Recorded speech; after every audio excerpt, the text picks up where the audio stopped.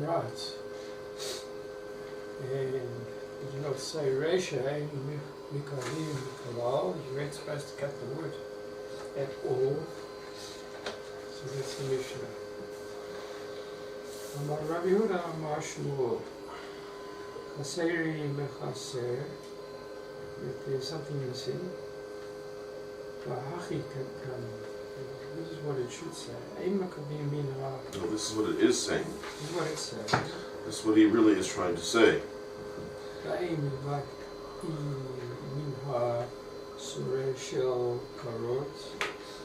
you don't cut wood from part of planks,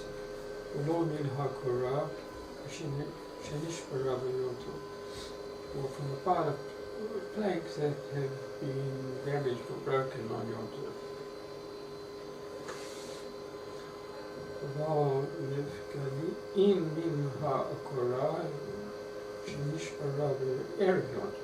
Rather,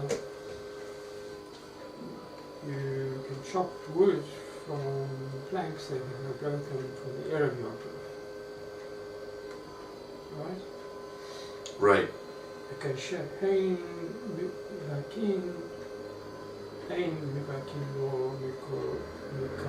then it goes on to the instruments that you use. Right. You can cut it with an axe, with a sickle, with Megare, and not with a saw. Kofitz, feeder's knife. Nami Hachi, that we learned this, we also learned this.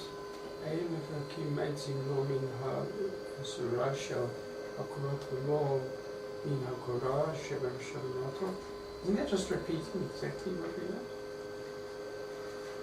Well, we're bringing a proof to what was suggested. Before we were just suggesting an answer to the question. Now we're trying to bring a proof that that suggestion is a good answer, in fact, because it lines up with the actual Beitsa. So in this Beitsa, we learned that we're not to chop wood from part of planks, and not from broken planks on Yom Tov. The fish are only because they're prepared beforehand. In other words, they are muksa. And so I think that's where we got up to. Okay, so we're on Daf Lamed Aleph Hamid Beis at the top. The Gemora thought to read the Mishnah that you're not allowed to chop at all, and then we had a apparent contradiction because the last part of the Mishnah says you are allowed to chop as long as you use the right implement. So we answered that really the truth is what? Are we allowed to chop or not? Depends. Good, very good. What does it depend on? If it's a clean if it's what type of instrument you use. That's the second part of the Mishnah. The first part of the Mishnah is making clear it also depends on what type of wood you're using. If it's cheap wood that's been broken. Either or, right? Either regular cheap wood that's good for firewood, or expensive. Even the expensive wood that broke. Then if it's very expensive wood, then you can't use it. If it's very expensive, you can't, because it's muksa machmus kesarenkis. If it's very cheap wood, you can. But if it's something that broke on Shabbos, Yom Tov, are you allowed to? No, because it doesn't have its downsides. Because when Yom Tov came in, it was muksa, and even though in the middle now usable, but it doesn't help. Because it's going like Rabbi Yehuda, who learns that there is a problem of muksa, which starts at sundown. If it was muksa at the beginning, it's muksa even the whole way through. Okay? Good. Should we try the Rashis then?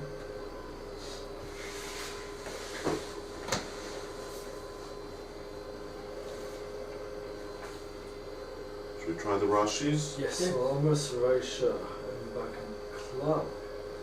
So would you say you can't chop it all? Right. Raisha, That's what we thought, that it's telling us that. Rashi says, why would we think that? Sabra, the Tsama, the Nasisim, reason of the reason of the Mishnah is Lav Mishum Muktzah. It's not because of Muktzah. Tani Bereisha. It's not because of muksa that we said at the beginning, Ein Mevakim Eitzim. Because we said if it was because of muksa, then we're really saying you are allowed to chop, just not certain things. But if it's not because of muksa, then what is it because of?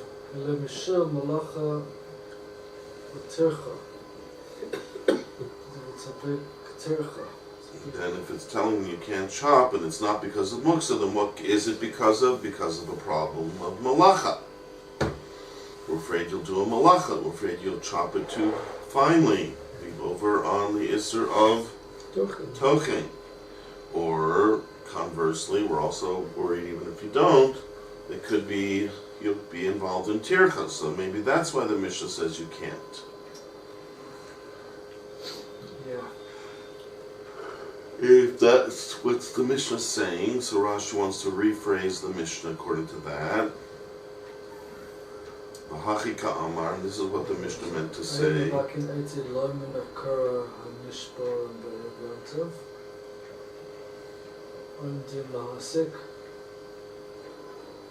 The Mishnah is telling you, according to this Havamina, that what you can't even chop wood that was broken.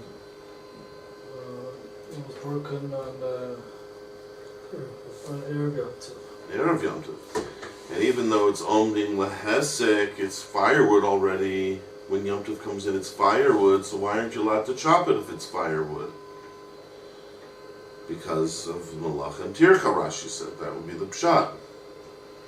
And then the Mishnah goes on to say, V'lo minha, etc. I mean, you can't even do it to a korah that broke on Yom Tov. Because Zu Ketani. The Mishnah is a kind of Mishnah called Zu ve'ein tzarich lomar Zu. What kind of Mishnah is that?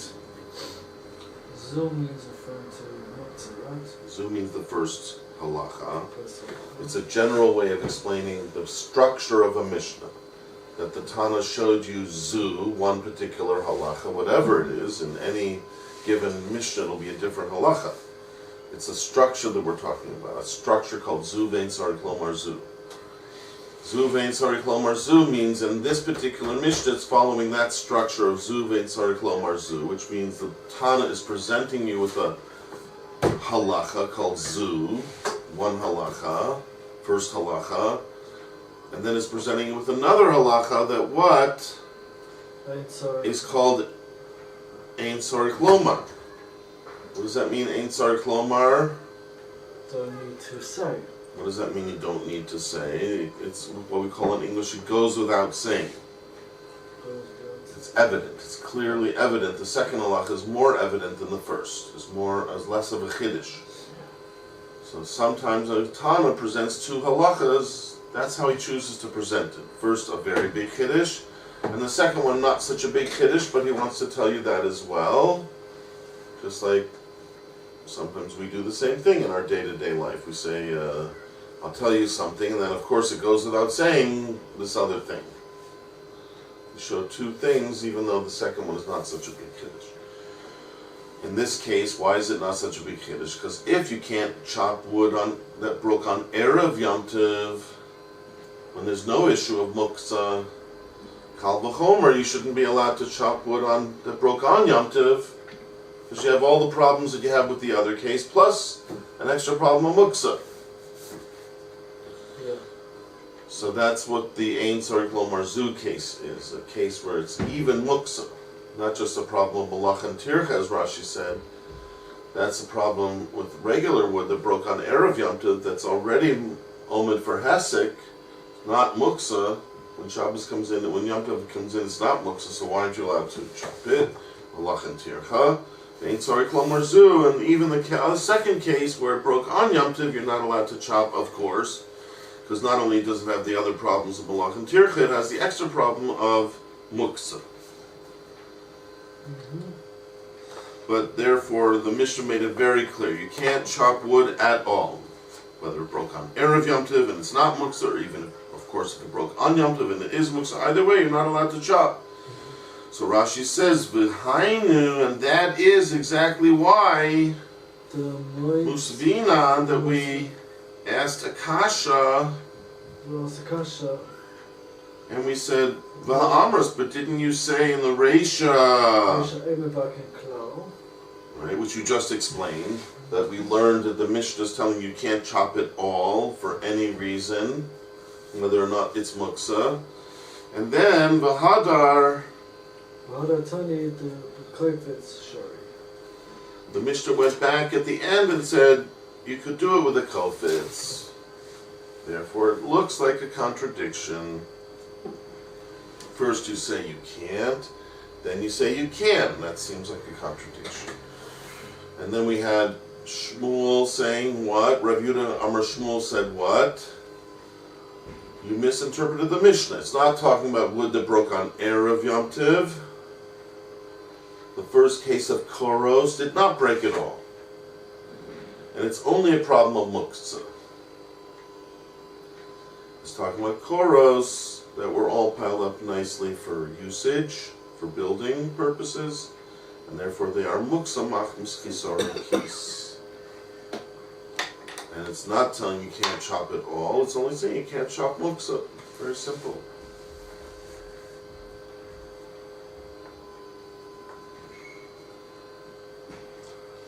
So Rashi says, Chisura Mechsara. Chisura Mechsara.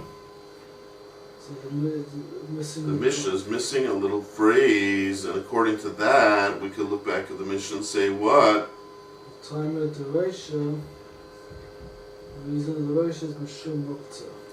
What does it mean, time of Reisha? The reason. Of what? Of the Reisha, which was for the first halacha. Which was the first halacha was what? Can I chop wood from beams low? From the koros. Yeah. And the reason of all those cases of you can't chop wood that's koros is mishum muksa. Muksa and kiss. It's muksa. There's two cases of muksa, right? One case is muksa machmas on kis, regular, nice pieces of lumber that are expensive. And then the second case is where it broke on Yom Tov. It's another kind of muksa, because we say if it started out Yom Tov as a muksa, it remains muksa the whole time. It's another level of muksa. So we're talking about not koros that broke, but rather soar shel koros. What's a soar of koros?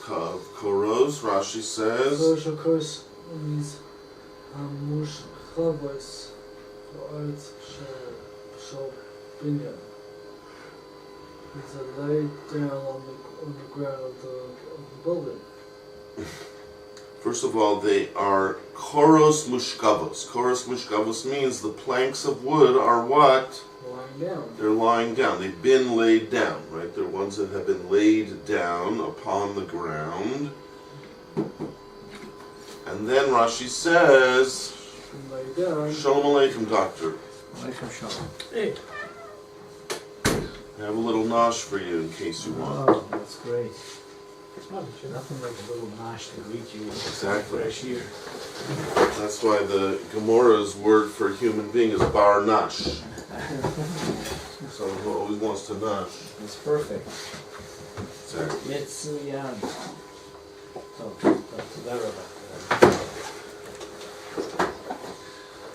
So, So I just didn't quite. One thing I'm just not so happy about is this missing piece that they're talking about. you see which piece they inserted that they said was missing? The only thing that I saw was the one was Erev Yom Tov and the one was Yom Tov. No, that's already simple meaning of the Mishnah. First case. First of all, Erev Yom Tov and Yom Tov, that's before we changed before the answer. That's in Akasha we said that. Right. But we're saying Kisuri Mexer to answer. The answer has to have a missing piece. You see where we're answering? The Haki Katani. See where the Gemora says Haki Katani? Right after Kisuri Mexer. The second line of the Mishnah, of the Gemora. Lamed Aleph Amud Beis. Sorry? Yes, yes. So now, if you go through the case that they're presenting to you, there's a bit of things that are missing. For example, it says Ein Mevakin. Our Mishnah says Mina Eitzim. Here it just says Mina Soar. So that's a word that was missing. You could say that's part of what was missing. Or you could just say that's the pshat. Maybe we're not really saying the word was missing, just that that's the pshat. Okay, so far we haven't really inserted anything major, right? Velomina Koresh Nishbar B'Yom, that's, again, in the Mishnah. It's not missing. Then it says, Aval Mevakin Mina Koresh Nishbar Me'erev Yom. That part is not in our Mishnah. That part, Aval. The whole thing about, but you're allowed to chop wood if it broke on Erev Yom Tov. That was not in our Mishnah. That's what we're inserting.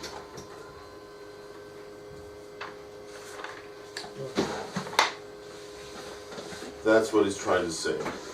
The first part of the Mishnah says you can't on a specific thing called where it's a problem of muksa. Then there's this bridge that was missing where we're saying, but if it's just regular wood that broke on Erev Yom Tov, then it's no problem. You could chop it on Yom Tov. Now that we have that, we have a permission to chop wood. So then it makes sense. The last part of the Mishnah says, and when you are chopping, you have to make sure to use the right implement. What was the original problem? It said, don't chop wood, and then it said at the very end, but you could use a kofitz when you're chopping. Well, you just told me not to chop, so what's going on? So it's saying, no, there's actually three parts of the Mishnah. There was a missing part in the middle that we're now going to insert. First part said, don't chop wood. Which part? Which kind of wood? Wood that's muksa. Then there's a missing part that we're inserting that says, but you're allowed to chop regular wood that broke on Erev Yom Tov. How do we know this is regular wood? Meaning it doesn't matter what kind of wood it is. As long as it broke on Erev Yom Tov, it's firewood, Rashi It's said. firewood, right? Okay. Not a problem of muksa. Right. So the first part of the Mishnah is saying you can't chop wood that's muksa. And then it's just basically saying, but you can chop wood that's not muksa. What's an example of wood that's not muksa? Even the most expensive wood, but if it broke on Erev Yom Tov, it's not muksa anymore. It's firewood. Not expensive wood anymore. Stopped being expensive once it broke. So that's now a missing link that allows us to transfer into the last part of the Mishnah. Now it makes sense, because we were only bothered that why would you tell me to use a certain implement when you told me I can't chop? But now the middle part of the Mishnah is telling you can chop in certain given cases. When it's not muksa. So basically, if you want to, you can say the pshat is that we're saying, step one of the Mishnah, don't chop wood that's muksa. Step two of the Mishnah, you can't chop wood that's not muksa. Oh, so it's sort of a deal that they put in. No, but again, Kisuri Mexer usually means there's a real part that's missing that was just left out. But you could say, if you want to make it a little bit easier, that, you know, we say Mishnayos were basically edited very thoroughly by Rabbi Yehuda Nasi and so forth, that it's rare to find mistakes. So if you say Kisuri Mexer, something's actually missing, it's a pretty big mistake.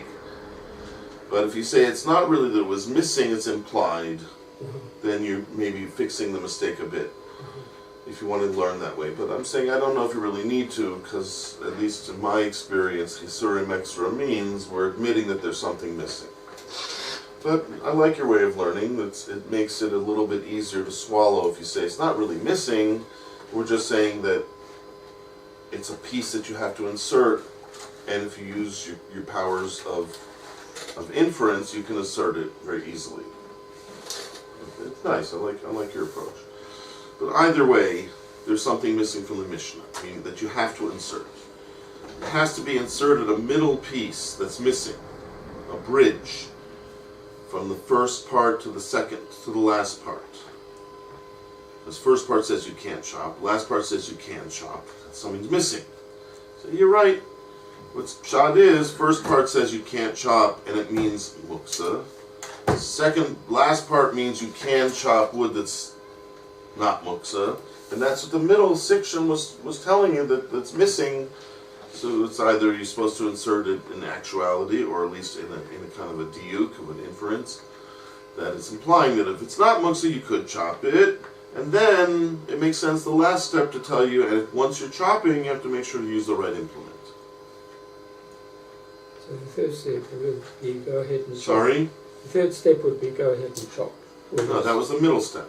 Okay. Middle step said you can chop wood that's not muksa. Right, right. Okay. And an example was wood that broke out of Yom Tov. And the third step? The third step is in, and once you are chopping, make sure to use the right implement. Okay. So most of you can't chop wood, right? Excuse me? You can't chop wood that's broken out of Yom Tov? Yes, because as Rashi said before, once it breaks out of Yom Tov, it's no longer muksa. It's called firewood. It's omdim lehesek. It's standing, it only has one usage once it breaks. The only thing you can really use it for is firewood. So you can't chop wood that broke, right? Sorry? You can or can't chop wood that I broke? can. I'll use your famous answer. It depends. It depends. When did it break? If it broke before Yom Tov, that means as Yom Tov came in, it was no longer expensive wood. It was wood that was only usable for firewood. So it was already non-muksa. Right? Once you have wood that's only for fire, for using as firewood, that automatically makes it not muksa.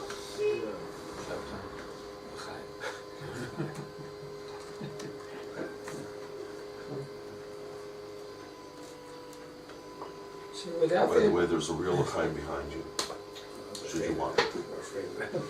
so without that middle section, you couldn't. Again, you were very, I think, astute that you could say, even if once you say the pshat in the first part is not the way Rashi said in the Havamina, that it's just because we're worried of malacha and tircha. It's because of muksa. If the real first step of the Mishnah was telling you not to chop wood, is understood that because of a muksa reason, then automatically you know you're allowed to chop wood that's not muksa. So it's almost implied, that middle step. If you know that the first step that's telling you can't chop wood is because of the issue of muksa. So about tercha and the second, or missing. Excuse me? As regards to the second piece, the first piece we know that's muksa. What piece? The first part, don't chop wood. Yeah. The second part is you can chop firewood, that's go ahead. It's not muksa. What about tircha and malacha? That's what we're saying. That's what that middle thing is trying to come and say. That's not a problem. We may have thought it was a problem once upon a time when we didn't know how to read the Mishnah properly. But now that we've been instructed by Shmuel, and later the Beitsa verifies that the real way of learning the Mishnah is from a muksa point of view and not the other point of view. That means that's, if you want to say it, that's why the middle step, the middle bridge, step number 2 that was missing, is actually important. Because by telling you positively you're allowed to chop wood that's not muksa, what you're really saying, if you really think about it, is that what we might have thought is a problem, malacha and tircha, are not a problem. Chazal did not decree against chopping wood merely because they're afraid of you might come to do malacha or you might have it might be a tircha. Turns out that's not true. Chazal were not worried about that.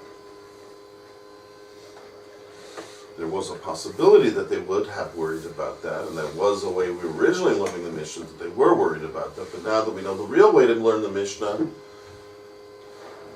is in fact saying in that little missing section that we're now inserting, it is positively saying you are allowed to chop wood that's not muksa, i.e. there's no problem of malacha and tircha, which is what we thought there would be a problem, but there isn't. So now that there's no muksa and there's no malacha and tircha, now you can go ahead and use kofetz. Right.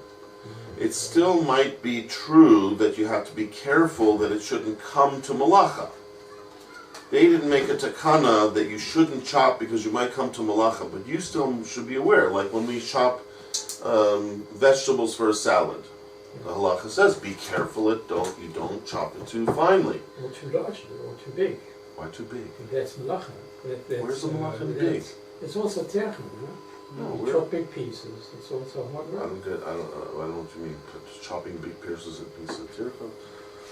I think that's just I don't know what you mean.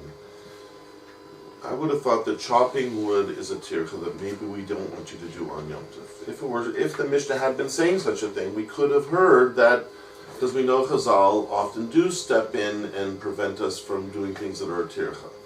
And we might have understood the Mishnah that way. They don't want you chopping wood on Yom Tov because it's a tircha. Or it might come to malacha. Either one was something that Chazal were concerned about.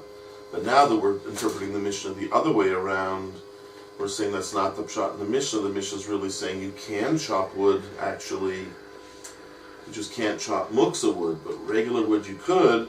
So then it turns out that we're not worried about malacha and tircha. Although I would say personally that since it was a havamin in the Gemora, we should still be a bit wary of what the Gemora knew ultimately is a problem. We should still try to make sure we don't chop it too finely, that it shouldn't end up being a malacha.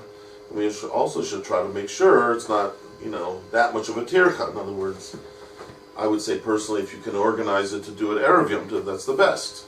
If you can chop your wood Erev Yom Tov, that's the best. And push comes to shove, you can do it on Yom Tov, but since we know there was a havmin in the Gemara that it would be malacha and tircha, so in the truth of it, you're allowed to do. They never made it usur because of malacha and tircha, but we know that every havamina of a Gemara, when the Gemara thought something in the beginning, it wasn't a foolish thing. It was a smart concept. Conceptually, they were right. Malacha is a problem and tircha is a problem. But just we don't, in the maskana, in the final analysis, the Gemara is saying we don't actually make a prohibition against chopping wood because of a fear of malacha and tircha. We don't. But the truth is, the Gemara was right in the beginning. If you end up doing a malacha, it is a problem. And if you end up doing a tircha, it is a problem. Just we're not going to make a gezerah to prevent you. Using a kopfitz kind of gets around that issue. I personally think not. I mean, I don't know how these implements work properly, but I would think an axe is much easier to chop than with the butcher's knife, with the butcher's cleaver or whatever. I would think if you use a butcher's cleaver, it's going to be a bit harder to chop wood. But since we know, anyways, as we said the other day, that the main message Rashi stressed for us in the Mishnah, in this section of the implements, and we said Rashi spent a lot of time, and he said it like 4 or 5 times, the same idea over and over and over again to drill it into us, I think, because the Gemara doesn't really speak it out as clearly, so Rashi felt it's his job to do so. So Rashi didn't shirk his responsibility. He stressed it over and again, that the main message is not necessarily this particular implement, that particular implement. That's true. We like to mention different implements because it drives the point home. But the real message that a person should hear, especially for us that in our day and age we may not even have these implements for all I know, but we definitely have the concept of what we would call a kli uman, a professional instrument, and one that's not called a professional instrument. So I would say perhaps if you have an axe today, which is I don't think is considered a professional, a regular hatchet that the Boy Scouts use when they go out on camping trips, I don't think that's called a professional implement. So I think in our day and age it almost becomes a moot point. I don't think there would be any issue with a regular axe in our day and age. But again, you should ask a Rav if it really becomes a question. Just my hunch is that there were certain implements in their day that had they were used as an axe, but they were also, according to Rashi, used as professional implements for working leather or making saddles and who knows what. And that sent a bad message. That was a Morah sign. if you use those. But a regular hatchet, So I guess a chainsaw would be out of the question. you might be able to tell Abdullah. Just say to him, look, we don't have any wood here. There's He wants 3 to be steps, covered. right? He takes out his chainsaw. What? There's 3 steps of the first one is the electric from expensive South Africa. That what? Solution. electric from the beans. Second step Because is it's muksa, a certain type of muksa, we call it muksa machfusi. second step is if you light a chop with only for broken area. If it's broken. Then it's no longer expensive wood, so it's no longer muksa. Third step is only the top of kli, only certain keys are there, and not a kli. Right. A kli that wouldn't be confused with a kli umnus, a kli that's called a commoner's kli, I would say, perhaps. One that every man would have, right? An everyman type of implement. Okay, so there is a problem though when you ask him they're going to do. Of course, you can't ever ask you're going to do something directly, and even indirectly. There's certain halachas, but if he does something that draws a lot of attention, I think it's also a problem. Like for example, they talk about if you have a factory on a Shabbos clock, it could be a problem, even though you don't lift a finger, and in essence, a Shabbos clock makes it mutter according to our halacha. But it creates such a big sound, a big noise, it's such a big tumult, and so much attention. It draws so much attention to itself. It's called an abshamilsa, so the Gemora says it's asr. So it could be a chainsaw would be a problem, even if you don't tell Abdul to do it, and he does it himself. But still, it's a huge amount of noise, a huge amount of attention drawn to it. Could be it's still asr. Sorry. Have to axe the idea. I mean, you had to axe, but that's my answer. I think the last thing We're we very used to good at pens, eh? That would be. We're very pen. I'm very into that. Yeah. What? I think the last thing you want to do is to ask Hamid to use a chainsaw. Sipo. Huh? Sipo. Siphon. Yeah. Fuss. All right. Now, in the second part of the Mishnah, the implement part of the Mishnah, there's going to be a bit of a question. The Gemora is now going to ask a serious question. Okay, so then let's try that second.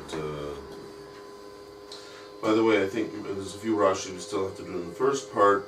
Lo min hakor shenishmar b'yom tov. You want to try it, Jack? The Rashis, a few Rashis here.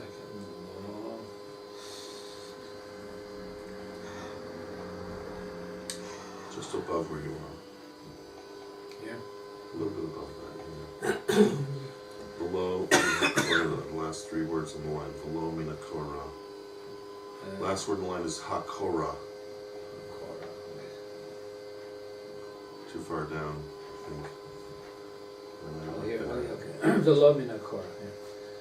Shenish Bera Beyonta. It was broken on Yom. Not from a piece of wood, it was broken. Even an expensive piece of wood that broke, so you would say, oh, now it's broken, I could use it. No. Even that you can't use. Why? The Afalgav, right? Right. Afalgav, the Hashta, now, Right. and the Haska, Hasaka. Nasaka, Kaima. Kaima. Kaima means what? Rashi actually had used the Hebrew verb over here, by the way. You see Rashi says over here a phrase underneath my finger. Omdim l'hasaka. They're standing to be used for firewood. That's now Rashi's in the Aramaic. Right? Rashi often goes from one language to the other. Here he's saying kaima is the Aramaic word for omdim. They're omdim, they're kaima, they're standing for firewood. So that's the problem. Rashi's saying right now they're standing for firewood. Now that they've broken, they're only firewood. You know, there's no other usage that they have. So then use it for your fire. What's wrong? No. Since what? Bein hashmashos. Lav. Lahachi kaima. During Bein hashmashos, when Yom Tov comes in, during the twilight zone, when Yom Tov comes in, right after during dusk, when Yom Tov came in, at that time, it hadn't broken yet. So at that time, lav lahachi kaima. It was not standing for such a thing, right? For being fired. So that's the yesod of muksa, right? Muksa, if you hold like Rabbi Yehuda, as opposed to Rabbi Shimon, Rabbi Yehuda's position is, I don't care whether right now it has a good usage and you should be able to use it. When Yom Tov came in, it didn't have a usage, and it was something that was off limits, then it remains muksa the whole of Yom Tov, the whole of Shabbos. So that's Rabbi Yehuda Shita, the famous approach to muksa, which most of us adhere to anyways. Although Rabbi Shimon is sometimes the halacha that we're allowed to use something if it broke in the middle. But for the most part, we pass like Rabbi Yehuda on Yom Tov at least, it seems. So we're saying, even if it broke in the middle and now it's usable, but at the beginning of Yom Tov it wasn't that way. And what was it standing for at the beginning of Yom Tov? For being a part of a building. It was still a nice, expensive plank of wood that was for building, and therefore it was muksa, machmas, chizariki. So since at that time it was muksa, it remains muksa all of Yom Tov. Right? That's what Rashi's trying to say. Now, Shabbatai, I'd like you to read this part, because this is the part you didn't quite catch.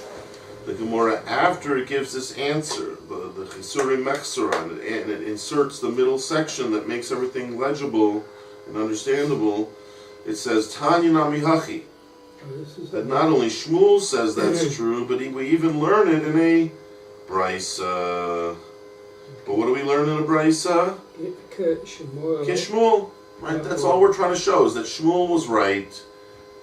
He suggested something's an answer, which is like, okay, it's a nice suggestion, but who says he's right? But we'll accept his answer because we have no other answer. But it's always nice to have justification. So we said, you're right. It is nice, and here we have what we found in our archives, a Beitsa that's actually like Shmuel says, exactly that what? The time the nisim mishum muktzah. That in essence, this Beitsa is telling us that what? The reason in our Mishnah.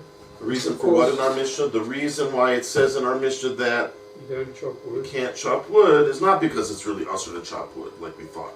But it's rather like Shmuel says, it's only because of muksa. And that really you can chop wood. There is no problem of malach and tircha in the end. Okay, good. So that's why we needed to bring a Beitsa again. Without that, we still would have accepted Shmuel's answer probably. But it's always nice when someone suggests something as a good answer to back it up with a Beitsa. Always good to have backup. Especially when it comes to doing tshuva. Important, because anything can happen throughout the year. That's right. You need a lot of backup. Like today, they have everything backed up in the cloud. We also have things everything's backed up in the Ananei Kavod, right? Our clouds, Shekhinah clouds. Okay. Service basis by as much. Exactly. Okay, so now we have the second part of the Mishnah to contend with. The Gemora wants to talk a little bit about that. There's a few problems that we have to work out in that. The same as muktzah or something? It's like saying it wasn't prepared, therefore it's muktzah. That's right. Very similar. Again, not always does mukhan mean an issue of muktzah, but very often that's what it means. In this case, it's clear that that's what it means. It wasn't mukhan, meaning it's muktzah. Okay, so the first part of the Mishnah, we worked all the kinks out. Now we understand how to read it properly, and even the implied message, or even the part that's missing, we inserted it. Now the Mishnah is a working Mishnah. But the second part of the Mishnah that talks about all the implements, the Gemora wants to discuss part of that as well. Let's see if we can get through that. Sorry, No problem. about this. I'm having trouble with this. Go ahead. When it says Kishemuel, what are Shmuel? It's a run on Rashi. We learn in a Beitsa also like Shmuel. Shmuel's the one who gave us the answer. Remember the original question was, how come at the beginning of the Mishnah says you can't chop wood at all, but yet at the end of the Mishnah it says you're allowed to chop wood with a kofitz. Right. So Shmuel's the one who told us, if you read the Mishnah the way I'm about to suggest to you, everything will be okay. At the beginning of the Mishnah doesn't say you're not allowed to chop wood at all. What does it mean? You can't chop wood that's muksa. And then there's a missing section that says, but if it's not muksa, i.e. it broke on Erev Yom Tov and it's not muksa, then you can chop. That's all Shmuel. Shmuel is the one who starts explaining the Mishnah all the way from the beginning to the end. He's a full service Amora. He gives you the entire new picture of how to learn the Mishnah. So he's the one. Contrary to our mistaken way, which led us into an apparent contradiction and an impasse, Shmuel is saying, if you read it my way, and I'll show you how that goes, everything will be fine. And then he shows you step 1, 2, and 3. That's all Shmuel. Up to the Tanya Nami Hachi is all Shmuel.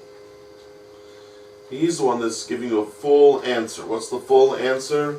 Step number 1, it's not talking about regular wood, it's talking about a Korah that did not break Erev Yom Tov, that actually is still in its nice arranged rows, ready to be used for a building. So it's expensive wood. That's one type of muksa, and kis. And then even if it broke on Yom Tov, it's another type of muksa. So that's what the Mishnah is telling you. You can't chop those types of pieces of wood which are muksa. And then Shmuel himself is telling you what that chisure mechsura is. There's a missing bridge which says, but if it's not muksa, i.e. it broke on Erev Yom Tov, then you can chop it. And then Shmuel says, and I will supply the last piece of the Mishnah as well, that once you're chopping, you have to know what to use, not this and this and this, but rather a kofitz. So how do you read this sentence? Shmuel, the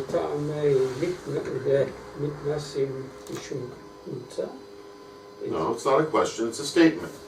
We learn in a Beitsa also, exactly like Shmuel had promised us, that the pshat in the Mishnah is that it's only because of muksa that we're bothered and we tell you not to chop, but for any other reason we don't tell you not to chop.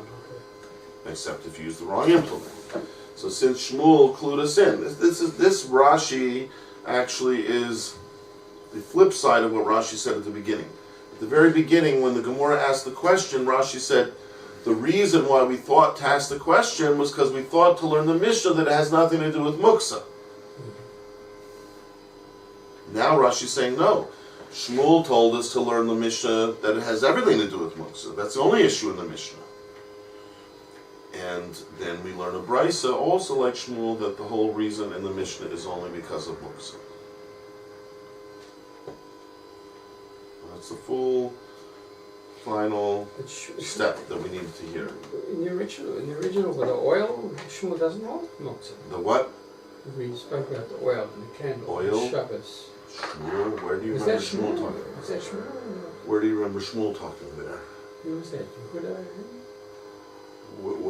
Tell me where you remember it. The excessive amount of oil that the candle goes up. First of all, it's Shitas Rabbi Shimon and Rabbi Huda. Shimon, I'm sorry. That's right. Shmuel's an Amora, first generation Amora, along with Rav, and Rabbi Yochanan, they're all around the same time. And before that, we have famous machlokas, actually on a number of points. Rabbi Yehuda and Rabbi Shimon argue on many points to do with Shabbos, right? There's a machlokas of Malach Hashem Striklaguf is mutter, Davar Shein Miskaven is mutter. A lot of times you find Rabbi Shimon and Rabbi Yehuda arguing. And they also argue in muksa, in what we call muksa. Okay, I'm going to step out for a minute. You want to turn the camera off? Yep.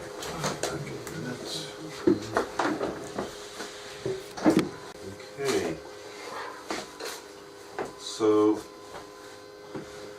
Lo Bakardum. Who would like to read the Gemora?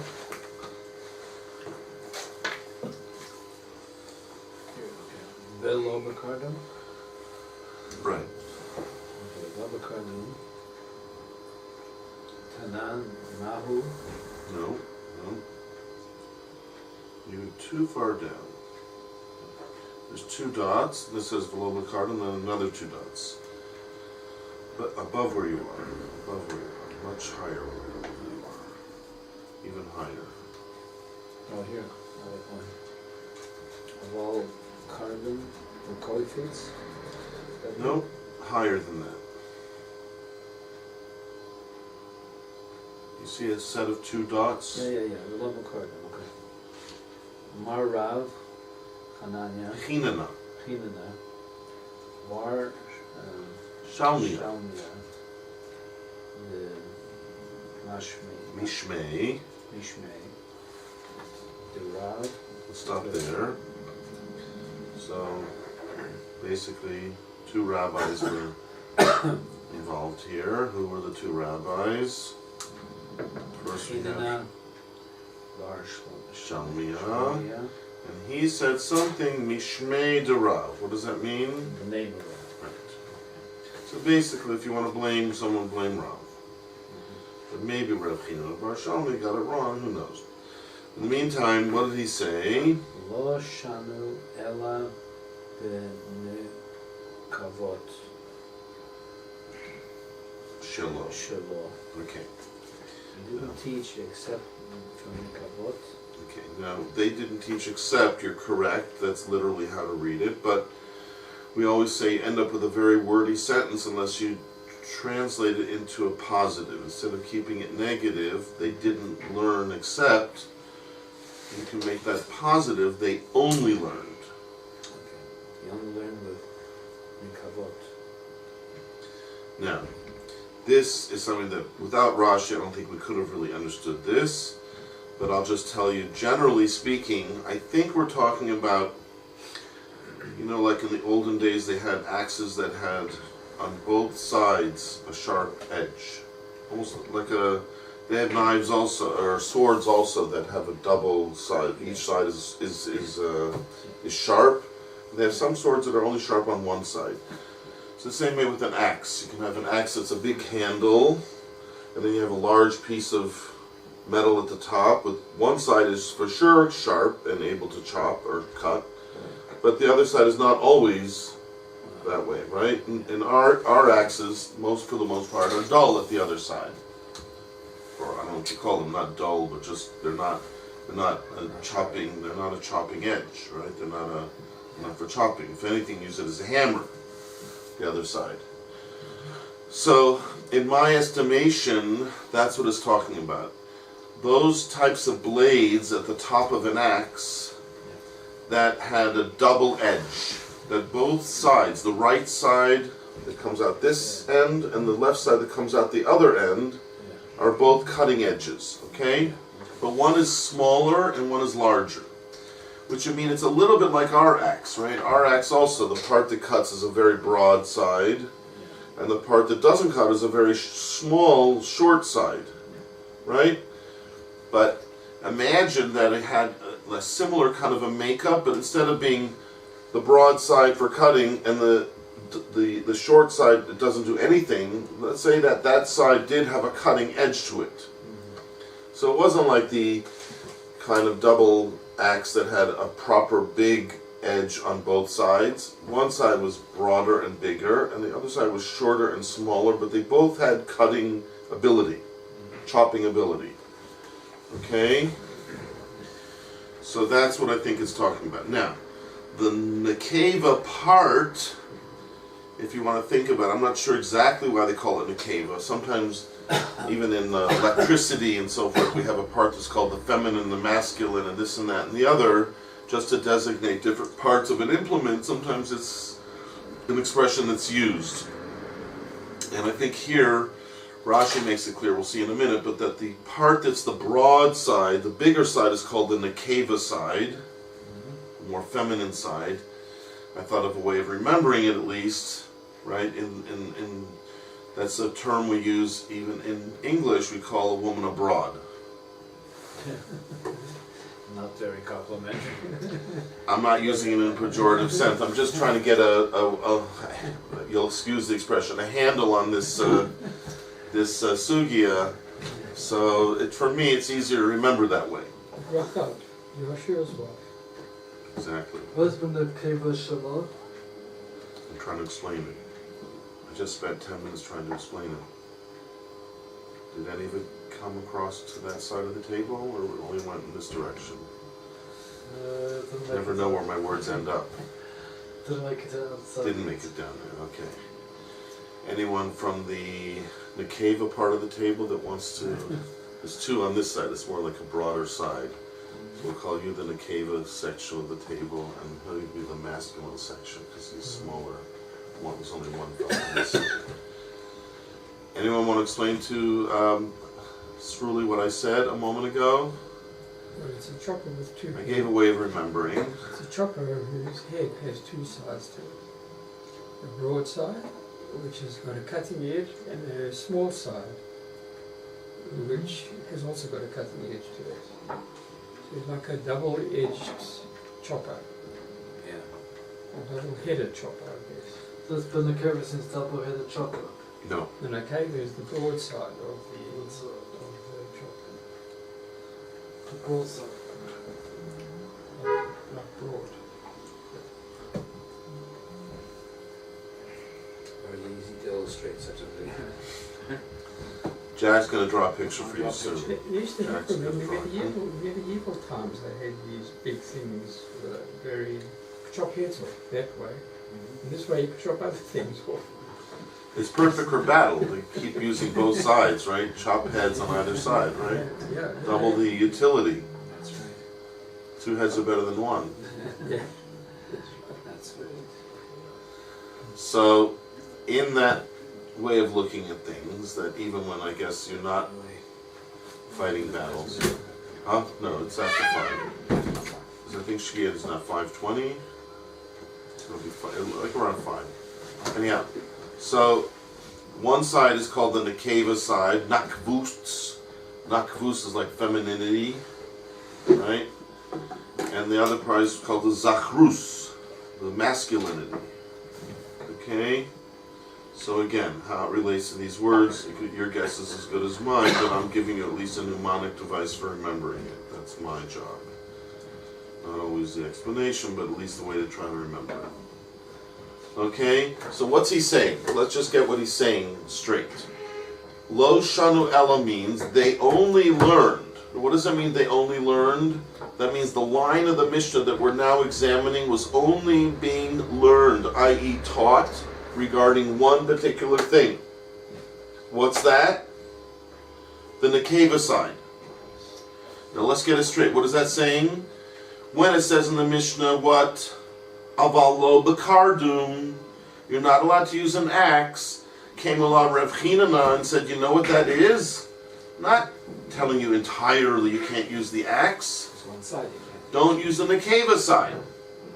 The broader side, right? Yeah. Don't use that part that's, the way Rashi explains the Mishnah, that's used by professionals. Okay? Aval, back to the Gemora, Aval. Okay. Jack, you want to continue? Aval, the Zachrus or Zachrut Zachrus, that's the masculine side. Shelo of it, meaning its masculine side, i.e. the shorter side, mutar. mutter. That part is mutter. And we'll say it according to Rashi's way, which he probably repeats the same thing here, but we've already been instructed in the Mishnah that what is really asur if it looks like a professional kli? What's really mutter? Those things that don't look like a professional kli. So apparently when it has two sides, one much larger, one much smaller, the larger side looks professional. So we're saying that's the side you're not allowed to use, the professional implement. But the other side, which is a more common type of a cutting edge, not one that's used as a professional implement, that part you could use. Okay? On that the Gemora says, Mutar. that's what he said. He was explaining the Mishnah. The Mishnah only said it's asur when you use the one side, the broad side. But it's mutter when you use the shorter side. Frek the Gemora. Shita. That's simple. Why did Rav have to waste our time telling us something so simple? Too simple. Huh? It's too simple. Once we know the principle, as Rashi already has told us, and apparently if Rashi said it, the Gemora feels it's simple, meaning everybody must understand the difference between the first set of implements that you're not allowed to use as their professional ones, And the last one is something that's not a professional. So we already understand that anything that's professional you can't use. Anything that's not professional you can use. But this one happens to have two sides, one professional side and one non-professional side. So of course that's what it means. You can't use the professional side, but you can use the non-professional side. We already know the idea of professional implements, no. Non-professional, yes. So I already know the idea of it. Of course, if an implement happens to have two implements attached to it, one professional, one non-professional, when it says I can't use it, it means the professional side. And I can, you still use the non-professional side. So the Gemora says this pshita, because I already know the principle that what? I guess they're starting now. Mutar pshita. Yeah, it said mutar. The Gemara said that's pshita because it says in the Mishnah, bekofitz, that you're allowed to use a kofitz. So what's the idea of kofitz? A non-professional.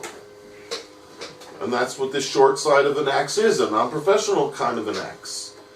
So of course you can use it. What are you talking about? That's not a chiddush, right? Mm-hmm. Shabbatai? Yeah, I got it.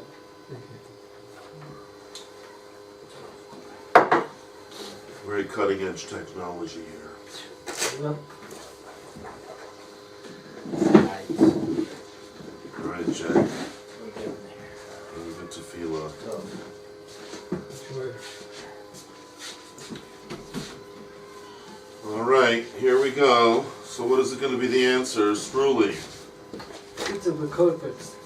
It's pashut because we've already been instructed by the Mishnah kofitz tanan.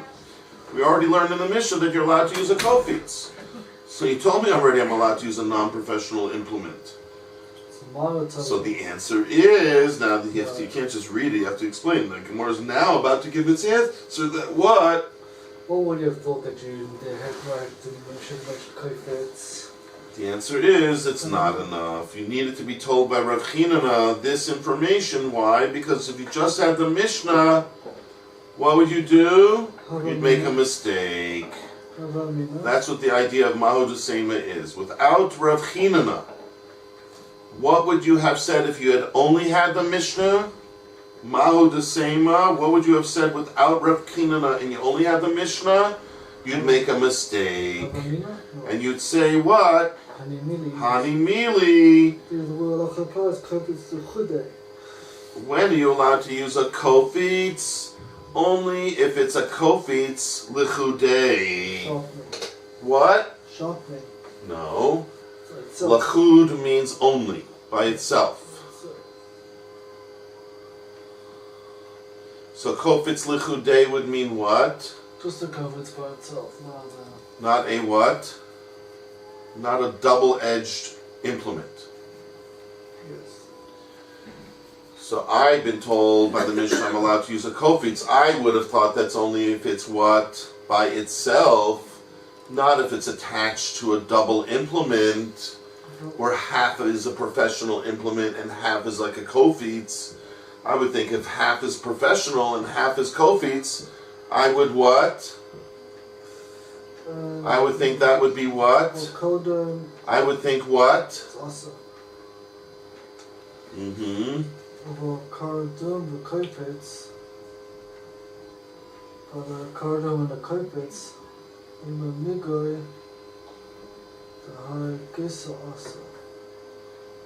Yeah, you know what migo means? Since. Right, and that's never the full sentence. I say, since blah blah blah blah blah, therefore blah blah blah blah blah. So every time you read a since, you have to look for the second part of the sentence that's the therefore. You can't just read the migo as being the end of the sentence. It's only the beginning of the sentence. Since blah blah blah blah blah, therefore blah blah blah blah blah. Every since is always going to have a consequential therefore afterwards.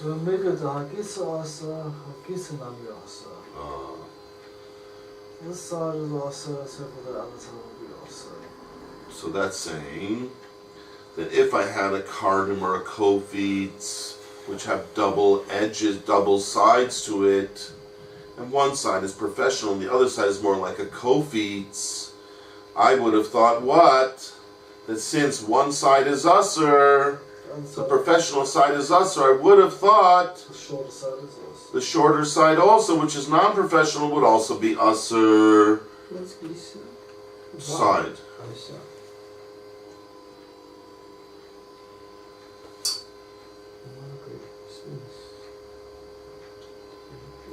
And that's why Rav Chinana had to tell me what?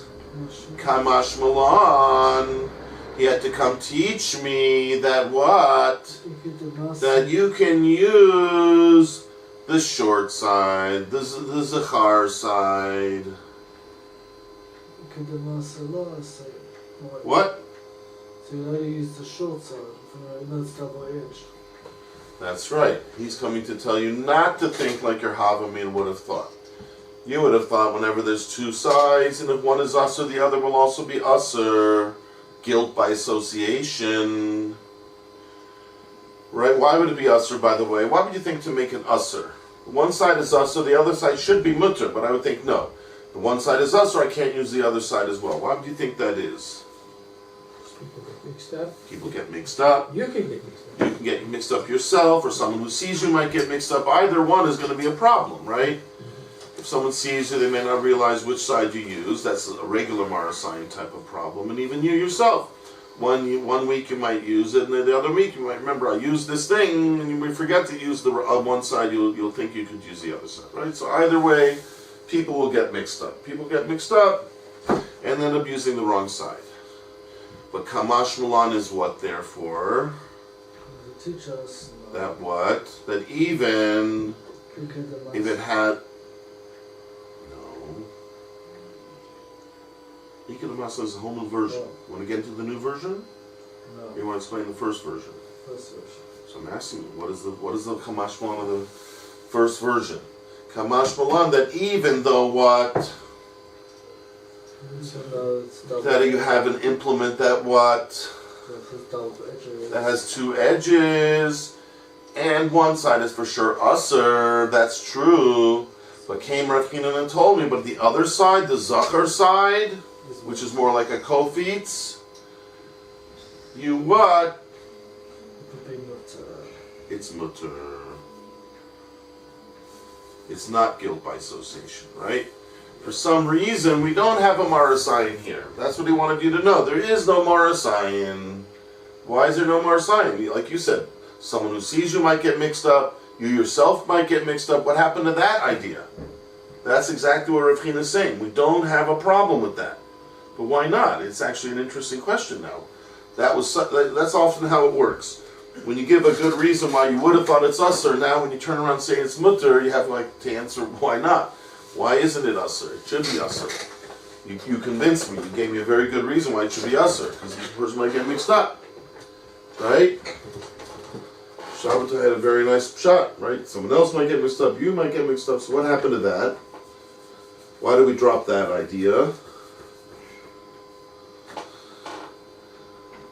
Not clear.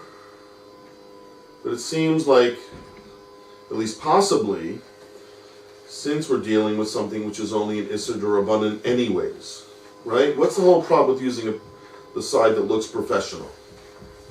I'm not using it for malacha. Rashi said in the Mishnah, someone might think you're using it for malacha, right? Yes. So even using the part that looks professional is only problem what? Of Marasayim. So that's already an Issur D'Rabbanan. Marasayim, we don't want people doing because people think you're doing. But to say that I can't even use the other side because people will think I'm using the professional side, it's like too many steps removed. You understand what I'm saying? For someone to suspect you now, they have to make two mistakes basically. A, I use the right side, they'll think I use the wrong side. And even if I use the wrong side, that's only a problem because someone might think I'm doing a malacha. Right? So it's like someone really has to have bad ideas about people to go that far. Right? So it's like it's too far removed. It's like what we call a svek. It's too many steps from the real problem. What's the real problem? Doing malacha. Would be a real problem. I'm not doing malacha. I'm chopping wood. But someone might think you're doing malacha. Okay. But I'm using the part that's not even professional. Yeah, someone might think use the professional side. And even if you use the professional side, someone might think you did malacha. It's too many steps removed. Right? It's like a double mistake that someone might make. That we don't think someone's going to make a double mistake on you. It's one thing that people are going to make one mistake about you. People are going to make a double mistake. Nah, I'm not worried about that. It's too far removed. You get what I'm saying? So it could be that's why, but again, you would have thought maybe we would still include it in the Gezerah, because it's generally speaking one big Marsayan problem. We're saying no, it's not one big problem. It's 2 steps. And we're not going to be fooled by the way it looks. 2 steps. First step, fine, I'll give in. You can't use the professional side because someone might think you're doing a lot. But if you go from the non-professional side, someone might think you use the professional side. And then there's 2 steps removed. No, that I'm not going to go that far. Okay, so that could be the pshat in the Gemora. Now, Ika Damasni law. You want to try it, Shabbatai? Which means what? Ika. If it is. Ika means there are that people, in other words, that masni, that taught. In other words, learn law, it. What's it? This whole thing of Rav Chinana. The whole statement of Rav Chinana to make this distinction between the feminine side, the masculine side, and all of that. But some learn that it's not. He did not make a statement regarding the Reisha. What would be the Reisha? What we just said. What did we just say? That he made a statement regarding the Isser of Kardum. Yes. Now, why are we calling that a Reisha? In the first part of the Gemora, we call that the Seifa. And the Reisha was right, because now we're in the second part of the Mishnah. In the second part of the Mishnah is the Reisha and the Seifa. Right? What's the Reisha of the second part of the Mishnah where you tell me the implements I can't use? What's the Seifa of the second part of the Mishnah? The implement I can use. By the Kofitz. So some people say when he made this whole distinction between the masculine and feminine side of a double-edged implement, he didn't talk about the Kardum, in which he was trying to clarify that the only part that's Usr is the broad side, but the short side is Mutter.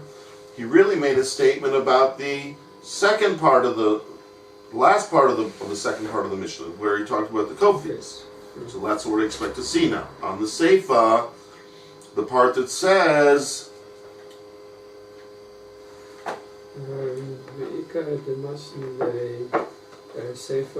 Seifa. Some people say that Rav Hillel made a statement on the Seifa, regarding the Seifa. What is the Seifa, quote unquote? Elabakofitz. Those 2 words he spoke about. Because in the Mishnah it said you can't use a lot of other implements. Elabakofitz, only the Kofitz. He came along and said, oh, the Mishnah says you can use the Kofitz? I want to clarify something about that. What did he want to clarify about the Kofitz? The heter to use the Kofitz? Rav Chinana, Shalmiya,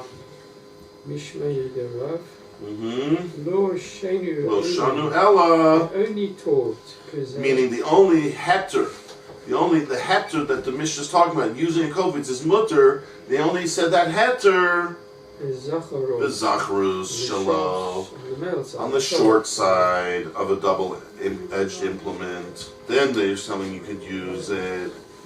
Aval. But if it happens to have a broader side to it, which is more like a professional, then Rav Hillel is telling you, no, you can't use it. On that, the Gemora says, but this time from a different perspective, the same kasha. That what? Shita. Why would Rav Hillel have to tell me that? Of course. We know you can't use a professional implement, so I can only use the shorter side, which is non-professional, and I can't use the broader side, which is professional. Why did he have to tell me that? Of course, I know that. So you say, because, and how would I know that? Because it already said at the beginning, below, the kardum tanan, right? We already learned that you can't use a kardum.